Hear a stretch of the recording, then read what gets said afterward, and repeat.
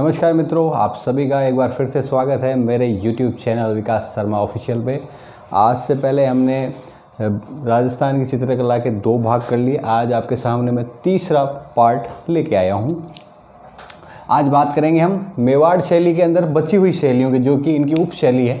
जैसे कि बात करें हम नाथद्वारा। नाथद्वारा मेवाड़ शैली की उप शैली है, ठीक है। मेन मेवाड़ है और मेवाड़ में ही आती है आपके नाथद्वारा शैली। देखिए, वल्लभ संप्रदाय का अधिक प्रभाव है इस शैली पर। किस शैली पर? नाथद्वारा शैली पर। आपको पूछा जाए कि किस शैली पर वल्लभ संप्रदाय का सर्वाधिक प्रभाव है, तो वो आप टिक करेंगे इसको नाथद्वारा। इसीलिए यहाँ पर कृष्ण जी के चित्र आपको अधिक मिलेंगे। वल्लभ संप्रदाय के आराध्य हैं कृष्ण जी, इसलिए आपको क्या मिलेंगे? नाथद्वारा में श्री कृष्ण जी। याद रखना, नाथद्वारा में कौन बैठा है? श्री कृष्ण भगवान, ठीक है। उसके बाद में देखो, नाथद्वारा की चित्रकला किस प्रकार की है? पिछवाइयों की चित्रकला है, संगीत के चित्रकला इसमें दिखेगी, हवेलियों की इसके अंदर आपको चित्रकला दिखाई देगी। इसके बाद में केले के वृक्ष के अधिक चित्रण होंगे। कौन सी चित्रकला शैली में केले के वृक्ष का अधिक प्रयोग किया गया है? तो वो है आपकी नाथद्वारा शैली। उसके बाद में सबसे इम्पोर्टेंट, कौन सी शैली में पुरुषों की पहचान उनके तिलक से की जाती है? यानी स्त्री पुरुष एक जैसे ही दिखाई दिए देते हैं, लेकिन जिनके ललाट पे तिलक है वह पुरुष है उसमें। तो पुरुषों की पहचान किससे होगी? तिलक से। आगे चलते हैं हम। मेवाड़ की अगली उपशैली है देवगढ़, ठीक है। देवगढ़ जो है वो मेवाड़ की उपशैली है और ये तीसरे नंबर व अंतिम है मेवाड़ में।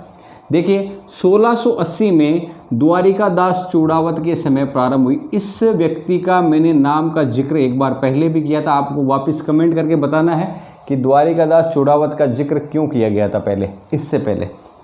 श्रीधर अंधारे ने इस चित्रकला को महत्व प्रदान किया। देखो, ध्यान रखना आप, द्वारिका दास चूड़ावत ने जो है देवगढ़ शैली को प्रारंभ किया था, लेकिन इस चित्रकला शैली को महत्व प्रदान किया वह थे श्रीधर अंधारे।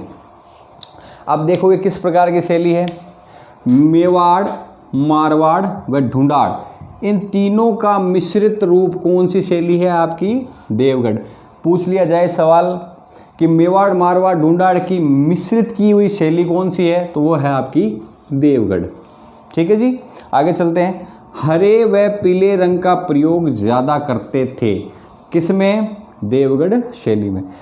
इसके कुछ अच्छे चित्र हैं, जैसे मोती महल व अजारा की ओबरी, इनके भित्ति चित्र हैं। इन दोनों के भित्ति चित्र इसके सर्वाधिक अच्छे चित्र गिने जाते हैं। किस शैली के?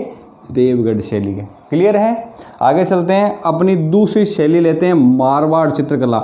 मेवाड़ खत्म हो चुकी है, मारवाड़ शुरू कर रहा हूँ। और मारवाड़ में सबसे पहला जोधपुर, मरुकांतर जोधपुर। अब जो है क्या है, मारवाड़ किससे गिना जाता है? जोधपुर से। जोधपुर का सबसे प्रतापी शासक आपको पता ही है, मालदेव हुए थे। और मालदेव के समय ही जोधपुर में जो क्या शुरू हुई थी?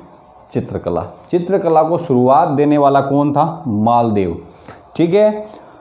यहाँ पर एक बहुत ही तगड़ा, देखो आप, उत्तराध्ययन सूत्र नामक ग्रंथ, जो कि जैनी ग्रंथ था, उसको चित्रित करवाया था। किसने करवाया था भाई? मालदेव ने। जोधपुर का जो शासक था मालदेव, उसने उत्तराध्ययन सूत्र नामक जैन ग्रंथ का चित्रण करवाया था।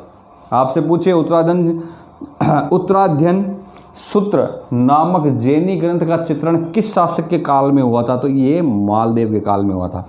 फिर मालदेव ने चोखेलाव महल, जो कि जोधपुर में है, इस पर भित्ति चित्र बनवाए थे भाई।